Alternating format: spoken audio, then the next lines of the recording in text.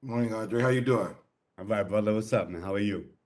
All right, man. Always been a fan of your work, and great to see you in this series. So, my first question, though, I gotta be honest. Like, I love Truth Be Told, but if you Okay. really go through the annals of TV history, do you think The Wire is the greatest TV series that's been made? Oh, you just gonna put me. You just gonna put a black man on brother to brother. You gonna put a black man on the spot? Well, let's take truth be told and put it over here. All right. I would say this. It's not for me to say. I'm a mama's boy. I'm very humbled. My mom will slap me in the back of the head if I come across too arrogant. I'll get slapped in the back of the head. So I will say this. For me, the Wire is the best television show I've ever seen because it didn't feel like a television show. It felt more like a documentary, and I was in it. So Yeah. I gotta say, it was the best show ever made because it was the show that got me started. It was a show that really made me understand humanity in a different way. I think growing up, I was watching TV and we were always portrayed in a certain light that The Wire didn't do. There was an education, there was a smarts that we hadn't seen on television like we did with The Wire.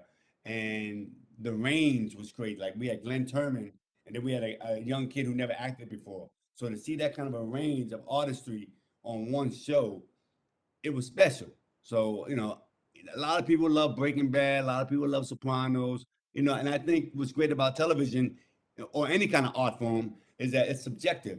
But me personally, I thought, I think The Wire is the greatest show, but I can't say that. I'll let you say it, and I just won't disagree. How about that? I can't disagree. You ain't wrong, but I'm not gonna say it.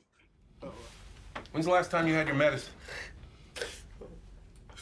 No. No, I'm not getting high anymore. Okay? Let me ask you again. Where'd you get cyanide from? If you're saying... I'm sorry. Well, how has the audiences changed since then? I mean, like this pandemic has brought a lot of us to to I think to streaming platforms quicker than we may have converted naturally because everybody's been at home, and now we Yeah, have all these great shows like Truth Be Told and yeah. everything else. So how do you think the audiences have changed since the Wire to have this great audience for Truth Be Told? Well, I think the audience changed because I think, well, the great thing about the audience that's changed is the expansion. I think with like 500 channels and everybody trying to be respectful to showing on screen what it looks like in real life. I think a lot of cultures, a lot of people are feeling like they have a voice or they're being represented on television. So I think that gets people excited to watch television again instead of just putting it on while you're doing laundry or putting it on while you cooking. I think people really want to sit down and watch because it feel like it doesn't feel like television. Television when I was growing up was called the idiot box. It's not the idiot box no more. It's more informative, it's more cultural, and it's more expressive to what real life is like. And so I think the audience is expanded and they appreciate television a little bit more. Now, on the same token, I think people will watch television a lot quicker. Like I don't know, my lady liked to binge watch, and I by a third episode, I don't even know what I'm watching no more. And I think people, I think people want to finish it before they really, digest it. Yeah. So but again, I maybe I'm just talking. Oh, maybe they digest faster than I do. I need a minute. But the audience is very much aware of what's going on, and they take it in so quickly.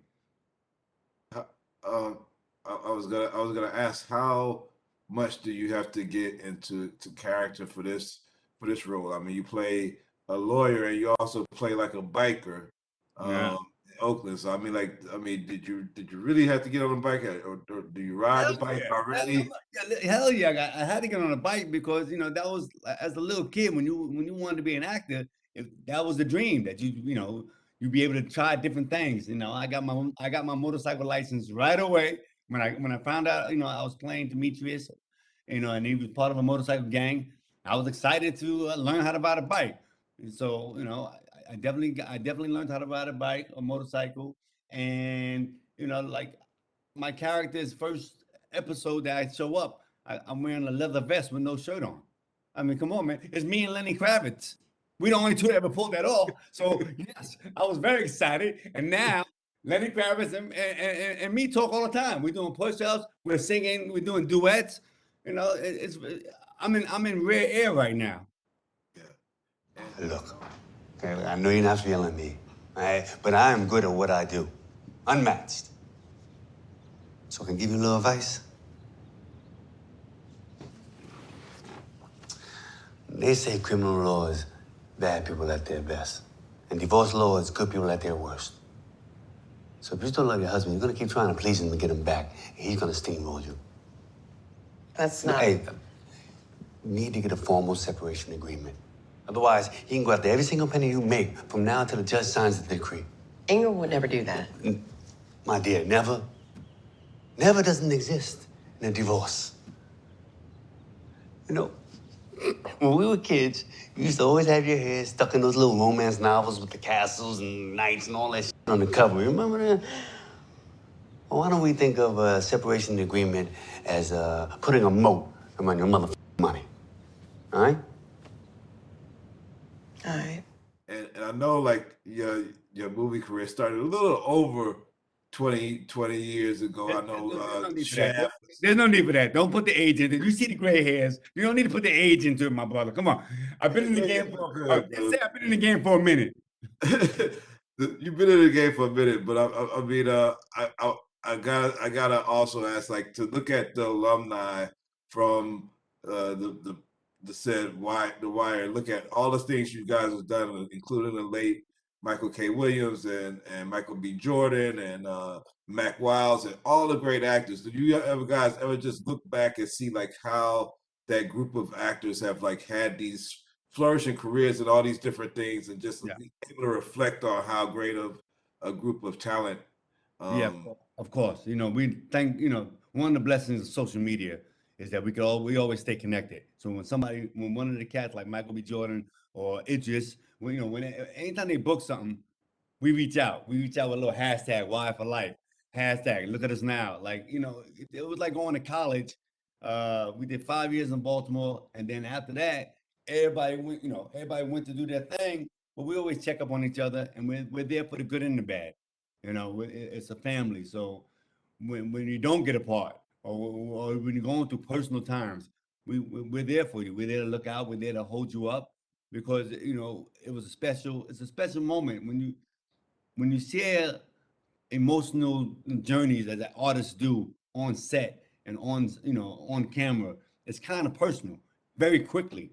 So you're connected, good or bad. You're always connected, and we're a family. We look out for each other, and I'm very proud of everybody, because you know even the smallest actors, to stay in this game is hard, man. It's hard to do. So every actor from The Wire, you know, that I know of, that we're in touch with, it's a blessing, and I'm proud of them. And keep up the good work, man. Wire for life.